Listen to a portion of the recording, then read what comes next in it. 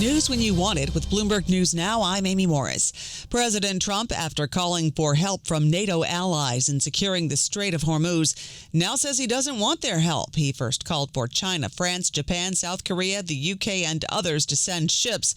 And just yesterday, the president signaled they'd soon announce some kind of mission. Now he is using this to stoke some longstanding criticisms of NATO. NATO's making a very foolish mistake. And I've long said that, I wonder whether or not NATO would ever be there for us. So this was a great test because we don't need them, but they should have been there. Prime Minister Kyriakos Mitsotakis says Greece and Europe will not participate in any military operations near Iran. It's clearly not in the cards right now. Unless there is a European-endorsed mission, Greece will not participate on its own. And I think the likelihood of such a mission right now is very low. Greece Prime Minister Kyriakos Mitsotakis spoke at a Bloomberg event in Athens. Canada's foreign minister says her country has no intention of joining military operations against Iran. Foreign Minister Anita Anand says the work of NATO allies is defense and deterrence. Joe Kent, the director of the National Counterterrorism Center, has announced his resignation, saying that he cannot, in good conscience, back the Trump administration's war in Iran. Kent posted his resignation on social media, saying that Iran posed no imminent threat and that the U.S. started the war because of pressure from Israel. Bloomberg's Tyler Kendall. Kent was in charge of the agency tasked with analyzing and detecting terrorist threats. We're learning more about this as it evolves, but this does, of course, mark the first high-profile departure since the war with Iran began. Bloomberg's Tyler Kendall. Kent is a former political candidate with connections to right-wing extremists. As head of the National Counterterrorism Center, he was in charge of an agency tasked with analyzing and detecting terrorist threats. Israel says it has killed 2 senior Iranian security officials in overnight strikes, a major blow to the country's leadership. Ali Larijani, secretary of Iran's Supreme National Security Council, and General Gholam Reza Soleimani, the head of the Revolutionary Guard's all-volunteer Basij force, were reportedly killed. Iran has not confirmed the deaths. Diesel topped $5 a gallon for the first time since December 2022. Brent crude now topping $102 a barrel and WTI topping $95 a barrel. The war in Iran forcing a reevaluation of demand of oil. The International Energy Agency says it sees global demand slipping from 770,000 barrels a day to 660,000.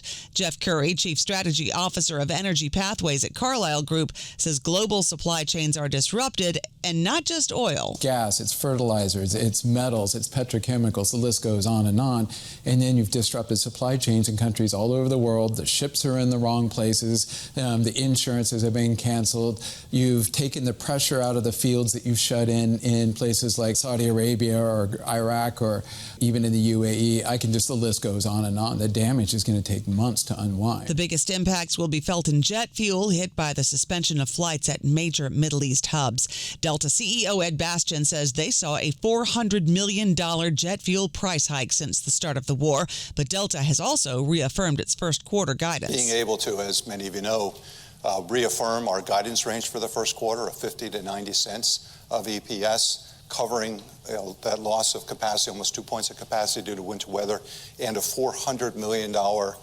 fuel spike just in the month of March, tells you that we're making good progress. Delta CEO Ed Bastian spoke at J.P. Morgan's Industrials Conference in Washington, D.C. A renewed wave of stock buyers lifted the markets, and we check those markets for you all day long here at Bloomberg.